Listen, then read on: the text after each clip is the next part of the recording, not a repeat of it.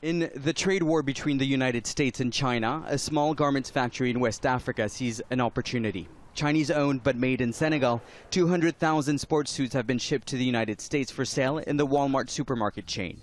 After delivering the goods a month before schedule, the Senegalese workers have been sent home to wait for the next order. We have good trade deals in place with the US. We can export to the US duty-free, and that's what is attracting Chinese investors to come here in Senegal and more generally to Africa. Also, it takes just 14 days from Dakar by ship to get goods to the US. Compare that to Shanghai, where it takes 2 months. Chinese investors have found in African countries a way to avoid US trade tariffs imposed on goods made in China. In the past 20 years, China loaned $180 billion to African countries, including Senegal. Some of the money is being spent on building Diamniadio, a new city on the outskirts of the capital, where Chinese manufacturing companies are setting up operations. In January, U.S. Secretary of State Mike Pompeo warned against Chinese investment in Africa. It's tempting to accept easy money from places like China. There's a better alternative. We all know it, and we can all achieve it together. Western firms, American firms, operate according to values proven to produce good deals and quality work.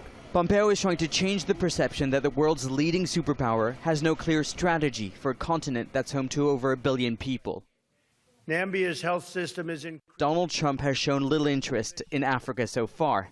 Trump is the first president since Ronald Reagan not to have visited the continent, despite strong historic and economic ties.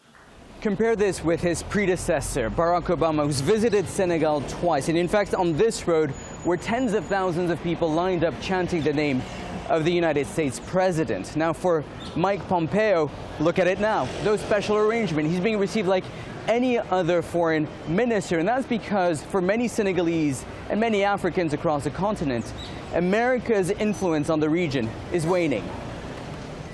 It's 2 years since the White House announced a pullout of U.S. troops from the Sahel region of West Africa, where armed groups are attacking regularly and gaining ground. African states will find themselves weakened in the face of armed groups like the Islamic State or Boko Haram, who are regrouping in the Sahel region. And so we are seeing Russia and China trying to take position. The U.S. administration is sending mixed signals, open for business, but closed for many Africans. Washington is imposing a travel ban later this month on 4 African nations. Amongst the confusion, fast-growing economies such as Senegal regard China as a more reliable partner. Nicolas, Haque, Al Jazeera, Dakar.